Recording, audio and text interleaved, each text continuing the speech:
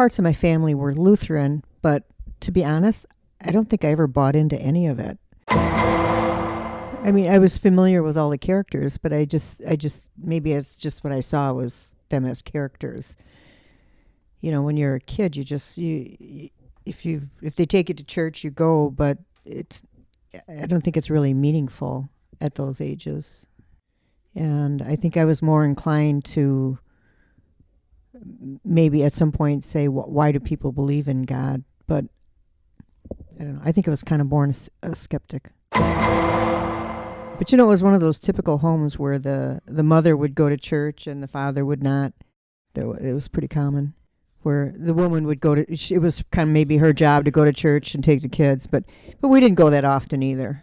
We just, you know, hit the big holidays and stuff. We had other dysfunction to sort of keep us amused, so religion just kind of fell by the wayside. Well, I am annoyed that about the religious influence in politics and the idea that, you know, people who are atheists are not somehow valued as much as, say, a Christian.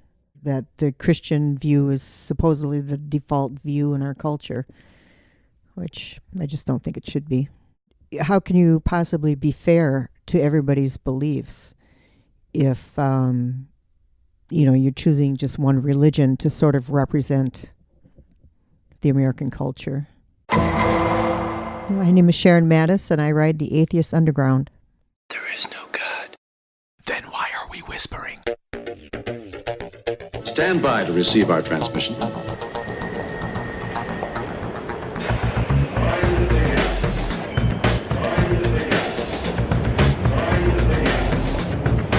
Logic clearly dictates. If you're an atheist, scream atheist!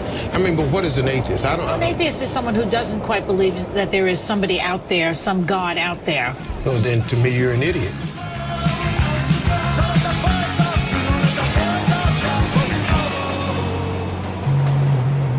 From beautiful downtown in Philadelphia, in the state of apostasy, it's the Atheist Underground.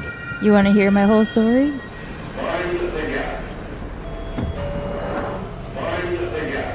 Arriving in Doubtington. Thank you for riding the Underground. This is Doubtington.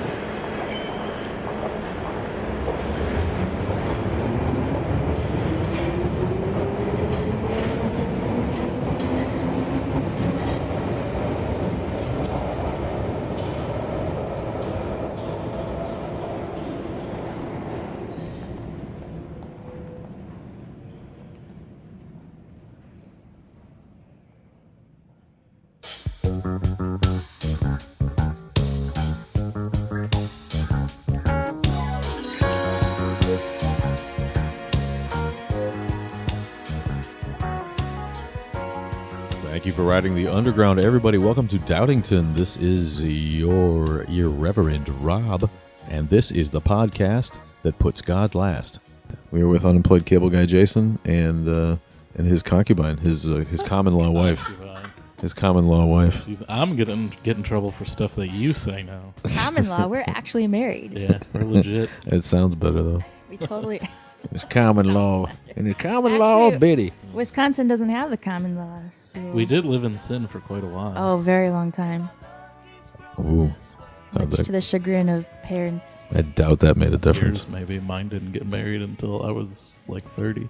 Did you not get married right away because there was doubt? I think it made it much easier once I moved out. Like, yeah, okay, we can handle this.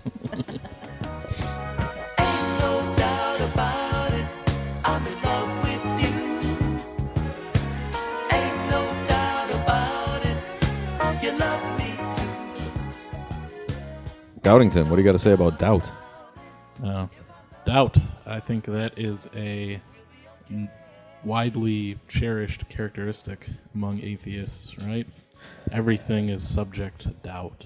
And Doubtington, of course, very close down the track from Skepticsburg. It's all kind of the same thing. There's certain people, I think, that just kind of doubt everything, and others who don't.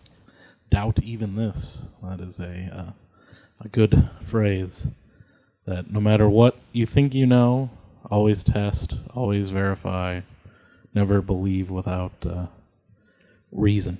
It's very similar to the Buddhist belief where they say doubt everything and come to doubt everything, come to your own conclusions.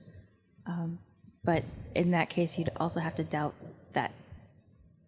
You'd have to doubt your own conclusions. That's what I mean. Can you take it too far? And that's the Hamlet conundrum, isn't it? That self-doubt that ends up in inaction. So where do you draw the line?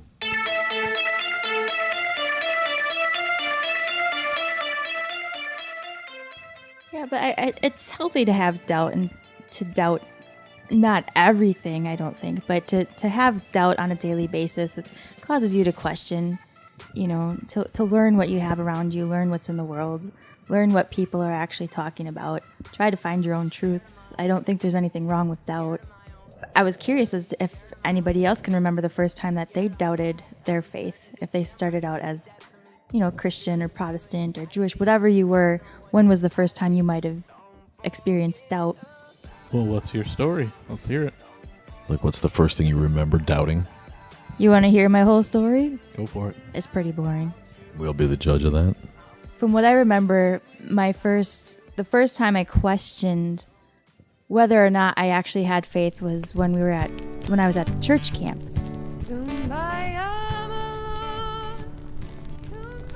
And one of the things we had to think of throughout the entire week, we had a week to think about this and come up to our camp counselor and talk to her about when we heard the voice of God speak to us.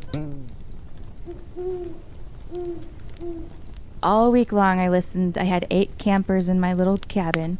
All week long I listened to their stories, and they were beautiful. Some people cried. And I sat there thinking, I've never had this happen. I've never had anybody speak to me. I've never even seen anything that should make me believe that there is a God. And I thought and thought and thought all week, and finally I was pulled aside by my counselor, and she asked me, have you ever had the experience where you've heard God talk to you? And I had to make up a story. And I felt really bad because I had to lie to her. But at that age, I had never had any reason to believe, and it really kind of hurt because I'm trying to think of how to phrase it. It's like, for me at that age, I was probably about 9 or 10, and all I did was go to church and go to school, basically, and I felt that if I didn't have the same experiences, I wouldn't fit in, so I had to lie to fit in. So I remember doubting that God would send John Lennon to hell. I was just getting into the Beatles, and John Lennon got murdered, right after I started, opening my mind to his vision. And we had like some traveling missionaries that came to our church, and our church was starting like all the churches did, to go retro, get a little more conservative, a little more born again, a little more uptight and just shitty in general ways. And so these missionaries were, they went around, they were like troubadours, they went around and they put on skits, happy church skits. I heard an old story.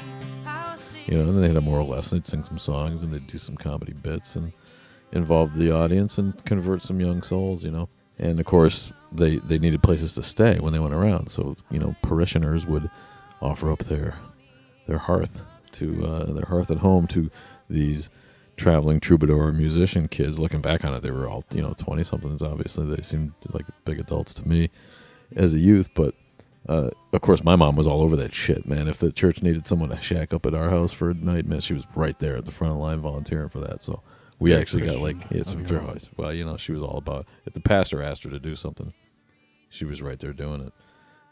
But we got like one of the leaders, who was one of the head guys, which I thought was cool, because he was a showman and he did his bit, But then he got into it with me about Jesus, or about John Lennon going to hell, and I'm thinking to myself, somebody's such a pacifist, and his atheism wasn't even a thing to me at that point, and I don't think I even realized, how atheistic Lenin probably was, but I'm like, why would a loving God send a guy like that? That hell is just dumb. It's just dumb talk. He wrote the atheist theme song. I suppose so. Looking back on it, he sure did.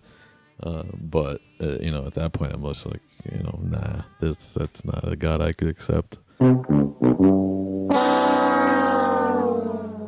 Your turn. Yeah, I had a very liberal Catholic upbringing, and it was very early for me. As early as I can remember, the Noah's Ark story. Now, my parents were not religious. They didn't talk about religion or the Bible or anything at home, so I never got it growing up. I got it when I went to my Catholic grade school, 5 years old, going there. And the Noah's Ark story always seemed just ridiculous.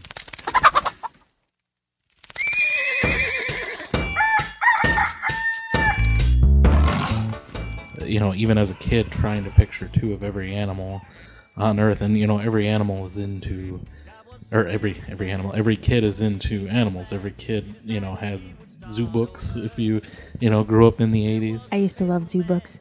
Yeah, so there's a wide range of animals across the Earth, and how they're, you can tell the relationships between them. They're sectioned off marsupials in Australia, the New World vipers, and how everything looks to be in its own place. And just the idea of, no, they were all together, they all came from a boat that crashed on the top of a mountain, and they all found their way. I could never accept that. And the Catholic Church, being, very liberal and trying to just accept science as much as they can, says, well, yeah, that's just a story. And to me as a kid, even back then, it was, okay, well, if that's a story and I can't believe what it says, why would I believe anything? It's all just a story. And that's always the way I never took religion very seriously because of that. I always kind of believed, but not in any meaningful way. It was never a big part of my life. So the willingness of your church to spin that as a metaphor, that part of the Bible is a metaphor, open the door, basically, which I guess probably what happens to a lot of folks. And for me, none of it was really, I think that from the beginning, they avoided that in the real liberal Protestant churches by accepting that if you wanted to believe every word of it was metaphor and not true, then that was fine, so... I always likened a lot of the stories that I read in the Bible to basically fables, and like the stories that I read in little golden books. Because which are much better. Pokey Little Puppy. I miss Little Golden Books. I do love Pokey Little Puppy. I miss Pokey Little Puppy. But yeah, it's one of those things that even as a little kid, I was just like, I couldn't believe that was a thing that was happening. Like, even when I was that small, I knew how big an elephant was, and I knew how big a boat was. And I could understand how they wanted to portray the size of an ark, but there's no way you're sticking elephants on an ark along with all these other creatures like you were just talking about. Yeah, I mean, some guy built by himself with like a few members of his family out of wood that he found laying around. Right, and I'm just going to throw this out there, but try to get your family to corroborate on like doing one project. It's not going to go very well, especially building something that large. Well, Noah's family was righteous, though. His children obeyed their parents. Well, except after, right? After the flood, then they saw his little Noah, and then there were all sorts of problems. Yeah, well. So I guess we all doubt the ark was real? No, they found it, right? On top of Mount Ararat. Yep. It's like some rocks, and that's clearly the ark. Oh, stone ark? Yeah. It would have been like 2 aircraft carriers big. Would have been awesome. Largest wooden vessel to ever not immediately break apart and sink.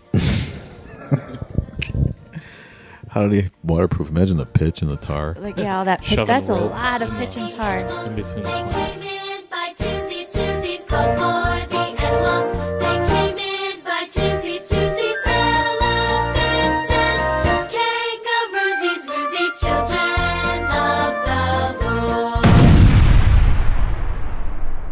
This is young Bobby Science, reminding you to doubt everything.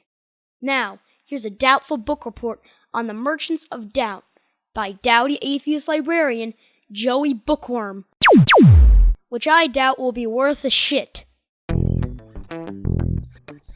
We freethinkers respect and revere scientists as the reasonable counterparts to irrational dogmatic thinkers. Science educators like Bill Nye often debate religious figures and clergy. But did you know that there are scientists out there who have sought to create doubt and delay progress on the most important issues of our time, such as climate change? That's what science historians Naomi Oreskes and Eric M. Conway expose in their 2010 book Merchants of Doubt, How a Handful of Scientists Obscure the Truth on Issues from Tobacco Smoke to Global Warming. I'd highly recommend reading this book. This fascinating and well-researched volume exposes 3 prominent American scientists for their roles in creating doubt in the scientific community: Bill Nirenberg, Fred Seitz, and Fred Singer. Bill Nirenberg was a physicist who worked on the Manhattan Project, was director of the Scripps Institution of Oceanography from 1965 through 1986, and co-founder of conservative think tank the George C. Marshall Institute. Fred Seitz was also a physicist and co-founder of the George C. Marshall Institute. Fred Singer is a physicist and professor emeritus of environmental science at the University of Virginia and founder of the Science and Environmental Policy Project, an organization funded by undisclosed private donations that stages conferences and publishes content challenging the mainstream scientific view that human greenhouse emissions are significantly changing the climate. Oreskes and Conway expose these scientists and organizations as repeatedly appearing in the last several decades with deep ties to government and industry to run effective campaigns to mislead the public and deny well-established scientific knowledge. Many of these doubting scientists were also anti-communist, which helped fuel their clout over politicians and other influential domestic and foreign policy groups such as the Hoover Institution, the Hudson Institute, and the Heritage Foundation, all conservative think tanks. After reading this book, you'll never be able to look at the science news again without having your own doubts about the sources and applying your own critical views of religion to the world of science. There's no field of study that can't be subject to doubt and criticism, even those fields we view as authoritative and the opposite of dogmatic religious thought.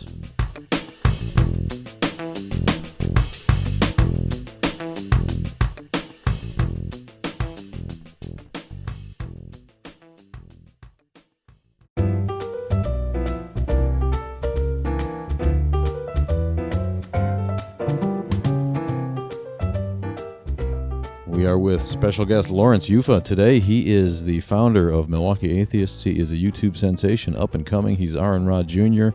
I'm not sure he'll ever be quite big enough. That's a hunk of man there, that Aaron Rod. What do you think? Oh yeah, definitely. I'm never going to be the kind of man that Aaron is. Yeah, there's not enough the leather that makes one of his chaps would make a whole outfit for you, I think. But Lorence works real hard on the Atheist Sunday School. Check it out on YouTube. He's a sensation now. He's got over 1 million views. And how many subscribers, my friend? I think we're at about 8,500 right now. Nobody gives a shit. It wouldn't be a show about doubt without digging into maybe the most famous doubt story. When I went to church, it was, don't be a doubting Thomas, because meant to sort of quash the intellectual, questioning of, the ones who weren't just willing to accept the sheep food being shoved down their throats. Man, what do you know about that? Tell us where you find it. And the general narrative exists in the Gospel of John. It is an authentic story. It's not like a later addition. Although it does, the character of Thomas does exist in every gospel. He is really pronounced as a doubter in the Gospel of John. There are 3 different places in which he talks, and all of them, at least the first 2, what's the word I'm looking for? They foreshadow the death and resurrection of Jesus, and it's kind of a neat literary tool if you think about it. If you have the doubting character saying this stuff, now that is irony. The Doubting Thomas moniker comes from John chapter 20. and this is after Jesus has resurrected, and Thomas doesn't believe that he's resurrected. It's just fucking bullshit. He wants to see it. He wants to hear Jesus. Very real experiences. This is Erdman's Bible commentary. He's an example for the community of the way in which even one so incredulous, quote, could become not only a nominal Christian, but even one who makes a full and robust confession about Jesus. That's the basic stuff that we all learned in Sunday school. What do you got that might be new to the casual fan of a doubting Thomas? There is a gospel outside of the Bible, something that was left out because it was too Gnostic, it was too heretical, because some of the sayings in it didn't portray the view of Jesus that the proto-orthodoxy supported. So the Gospel of Thomas consists of 114 sayings of Jesus. There are no narratives in the story. There's nothing about what Jesus did or experienced, including his death and resurrection. The opening of the Gospel gives us some clues as to the character of the collection.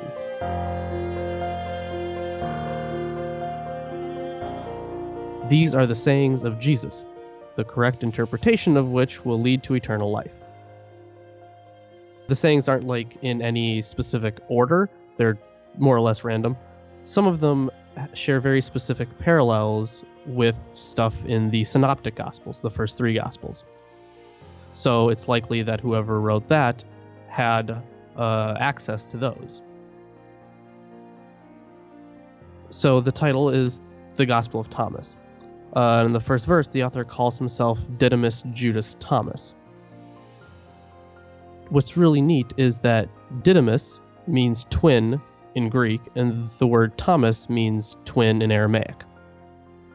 This tradition of having someone named twin is really interesting. Now, later traditions actually have this guy, Didymus Judas Thomas, be the actual twin of Jesus. Say what? That's who the author of the Gospel of Thomas wants you to think he is. He's not, because this dates to the early 2nd century. So any direct brother of Jesus would have been dead. You're dead to me. The interesting thing about how the twin is portrayed, not only in the Gospel of Thomas, but the counterpart version in the Gospel of John, is in the Gospel of Thomas, you have an actual person, Didymus Judas Thomas, at least in the narrative sense. He is a physical person, but Jesus isn't there actually speaking to him. It's like a voice, kind of like in The Wizard of Oz. There's this disembodied voice. The Gospel of John is like the opposite of that. You have Jesus being the actual person and the embodiment of the word. So kind of combines those two narratives. It's likely that the Gospel of Thomas was built from a separate tradition than the tradition of the Synoptic Gospels. In the end, is it really just kind of an admonishment against doubting in a way to keep people in line? You know, you better believe the story. It is certainly an attack against asking for evidence. We can kind of see this polemic against people who doubt. How can you doubt and still be a Christian? The reader at that time would have been meant to apply it to a sect that was actually soon to break off from the Johannine community, as is explicitly stated in 1 John. In John 20:25, doubting Thomas isn't prepared to just accept the witness of the group, demanding to see and touch as a precondition to belief. Show me the evidence. Show me the evidence. In 1 John, the Docetists are the specific opponents of the text.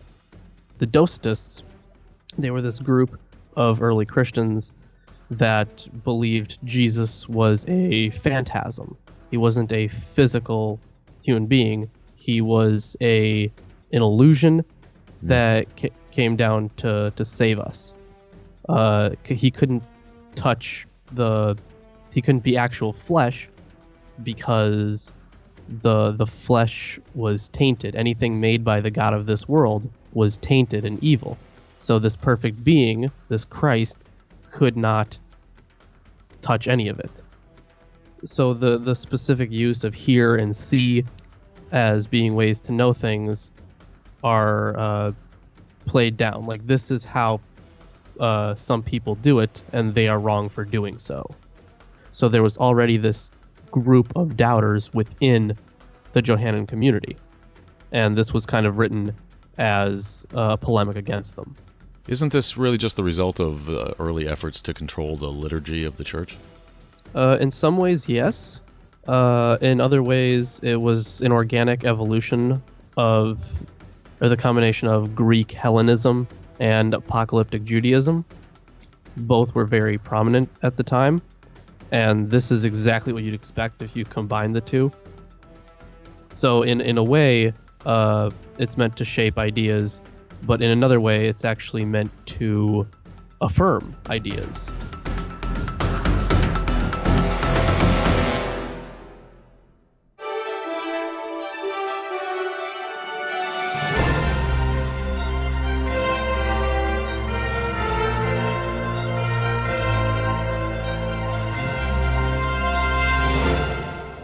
Here now with secular news and events And commentary is Jojo Vandescoop. Ryan Coleman, an Oregon resident, is suing his former employer, Dolled Up Construction, for wrongful termination, claiming he was fired for not attending weekly Bible study sessions. Ryan was hired as a painter by the company in October of 2017 and learned he had to attend mandatory Bible study sessions, which he attended at first. After several months, he refused to attend the sessions and claims he was fired from his job because of it. His lawsuit is requesting $800,000 in relief. The lawyer for the construction company is claiming Ryan was an on-call employee and that he found other work while he was still on call for Dolled Up Construction. Dolled Up Construction is a cool name. I think maybe it was just sexual harassment training. You just watch the kids around the priests, and then you tell them, just don't do that. What a dick. Who requires Bible study of their employees? Yeah, I mean, unless you're a Christian university or, the Ark Encounter, I don't know how that would be mandatory. What about Hobby Lobby? Or do they just start the day with a prayer? Maybe. I think they, stone someone going into Planned Parenthood at the beginning of each day. Well, if you could win $800,000, it'd be worth following through on this, I think, if you're young Ryan Coleman.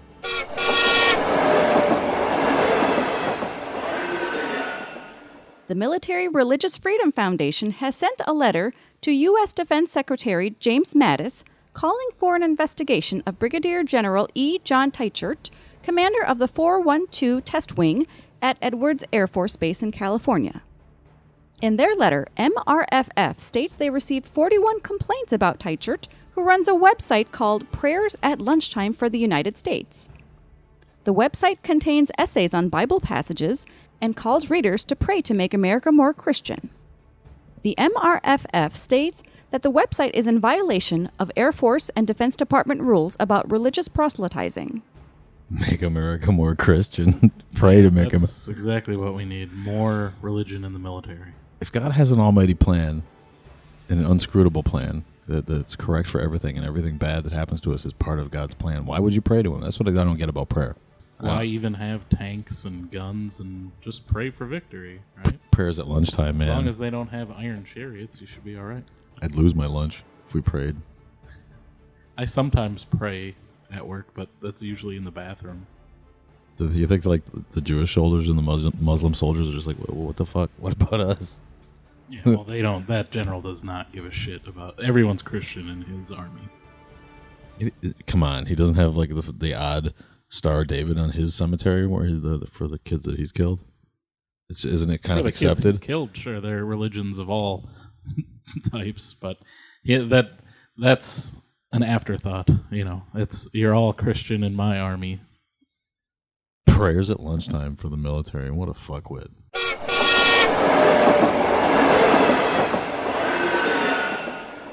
The organization Atheists in Kenya is pushing the Kenyan government to declare February 17th as a national atheist holiday. February 17th is also the day in 2016 that the organization was officially registered in the mostly Muslim nation. The group says that granting its wishes will uphold freedom of religion as a human right and the right of conscience to non-believers. We can't get that done here. That's pretty good. Yeah, good for Harrison. He's awesome. If for anyone who doesn't know, Kenya's ridiculously religious. So if he was, as is most of Africa, thanks to our missionaries who constantly come over there and tell them to kill gay people, and that's the real God's work. That's the missionary position, isn't it? Kill gay people, convert poor people. Yeah, spread the word. Keep the church going with because they can't do it here, so they go over there and do it. And they managed to get it written into these new constitutions that are being formed. They get right. Christianity because and when you look at it, it's hard to it's hard for us to put it in perspective, but Christianity in large part is better than diamond wars, and the things that they were used to probably. So it's you could see why a government like that could foist it on the people, like values and morals, and this is just going to keep us, safer as a society. So you could see why it could get it pushed through. But Harrison Mumia has been fighting that for a lot of years over there, and against ridiculous odds. And here he is, maybe going to get his own day, man. Yeah, that'd be awesome if they get Atheist Day in Kenya.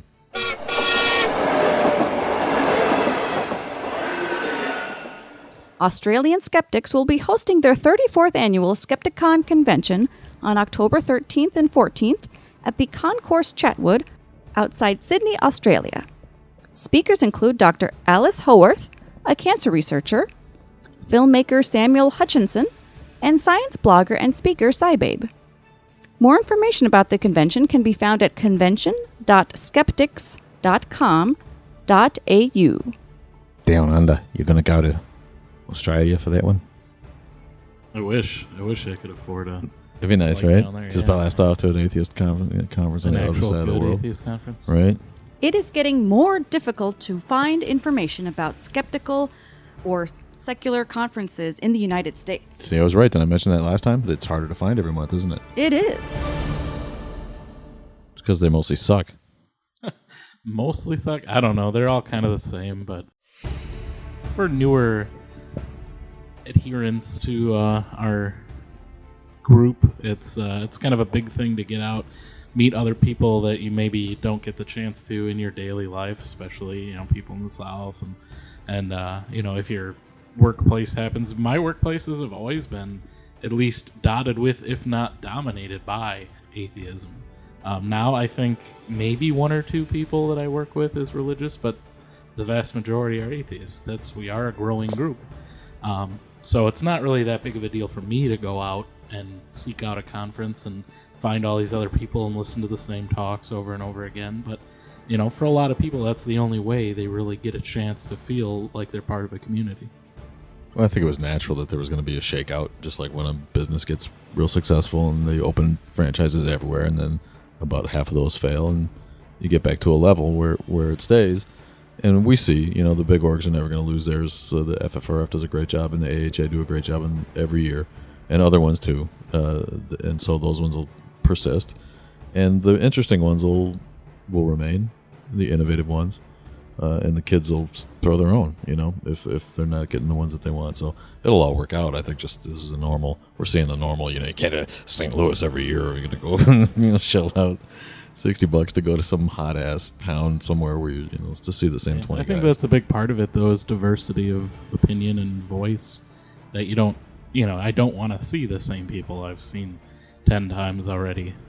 So I think that's important for people that are, thinking about making a new conference or continuing an existing one, is just try to get, new voices up there. And I know, there's this whole, diversity, blah, blah, blah. But that's a better representation of, your group, is to have everyone up there to say their piece. You look at, like, Congress, right? It's like 90% white guys. That is not representative of their constituency, obviously. And it's a problem. And you run into situations like we have now where, white supremacy apparently is a favored group, where, the police are seemingly on their side in these, clashes and things like that. And I think that's a big part of it. We're too much single perspective, where, if you really listen to what somebody who doesn't have the same upbringing as you, doesn't have the same views on things as you, explain to you why they feel the way they do, why their opinions are different than yours, you have a better understanding of where they're coming from, and you learn something new. Whereas if I watch a talk from someone that I've seen 3 times before, and they've been doing the same talk over and over again, I'm not going to learn anything that way.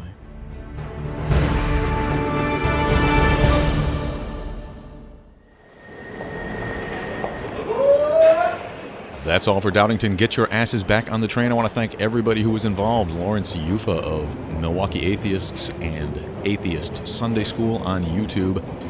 Thanks for riding the Underground. The free-for-all is free for all, but please pay the fare if you can. It's only $1, and you can find us on patreon.com. Thanks to our new patrons. We'll see you next time. Next stop, Reasonville. Reasonville is next.